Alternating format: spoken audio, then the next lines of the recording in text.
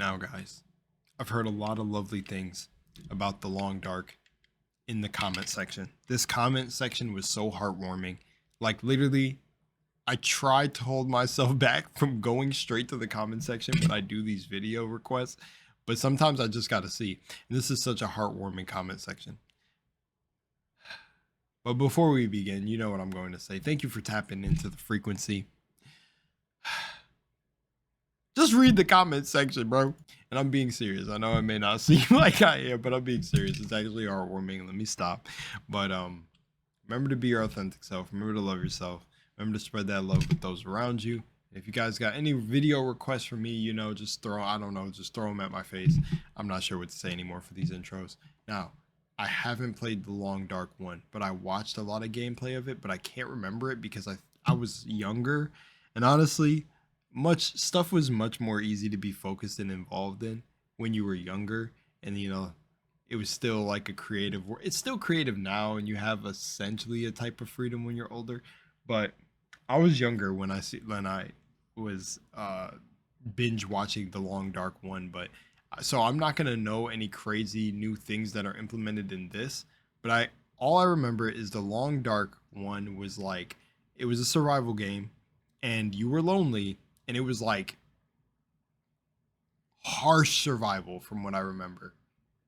And I was like, I said back then, the reason I started looking is, why would anyone like this game though? Is it for the harsh survival aspect, or is there actually story? Or are you literally just surviving in this very harsh, decrepit wasteland? Like, this is meant to be a difficult game type thing. No, so let's continue.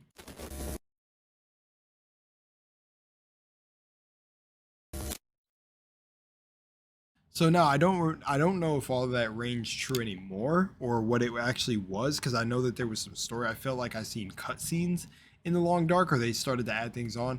I'm not sure, but just know I'm coming in completely fresh to this series. So yeah, I'm just gonna keep my reaction purely based on what I see here.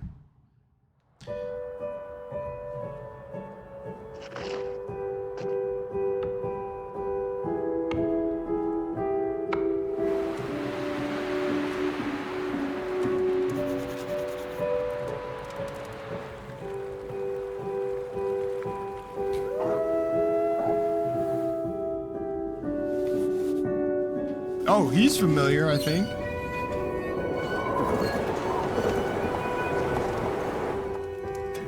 Oh, there's actual other people in this universe?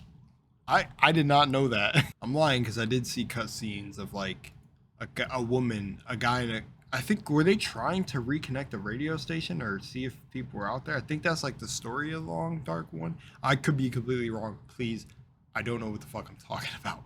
I do not remember the game too much. Wow.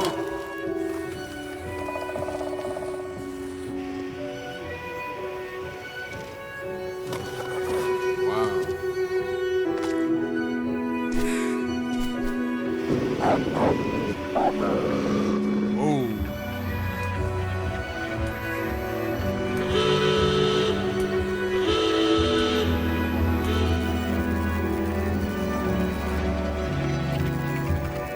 That alarm clock right there says 2026.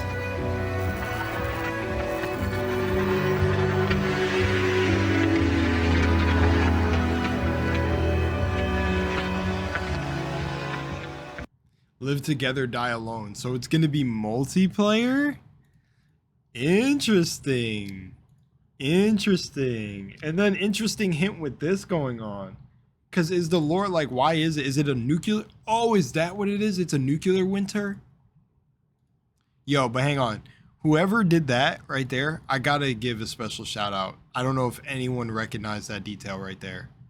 2026 was on the clock. That's a really cool detail. I don't know. That's just, I love little things like that in any form of media. It's just like a little hint. And it's not, to me, that's not that obvious. Like, it's flicking and it says a date. Maybe it is obvious, but I don't know if you guys noticed it. But yeah, I love the little northern lights, aurora borealis. But okay, that's what I'm saying. In the first game, it felt like the world was literally desolate and there was like no survivors, nothing. But I think maybe I'm remembering a very early version of the game, if the game is literally a survival game, and then the story and it like it evolved over time, and that's why I've seen things with cutscenes or blah blah, etc. etc. Also, can horses survive extreme winters? I didn't. Holy moly, horses are units, bruh. Like horses, they are a very interesting animal, bro. But nonetheless, I don't really have much more to say. I don't want to stretch the video very much like any longer than it needs to be. I'm just gonna go through and say certain things. I love the Long Dark's art style. I think it has a. I like the tone of the game. The tone is essentially like, yeah, this nuclear like winter that feels desolate. And right here, this scene actually spoke to me because what's crazy to me, oh, look at this right here, brown bramble nuclear plant. So it must have been like a nuclear fallout or winter. I'm curious if it caused it all over the world. Like this feels like a certain region of the world almost, you know what I'm saying? But is this like the entirety of like America? I wonder where the game takes place. What the heck was that?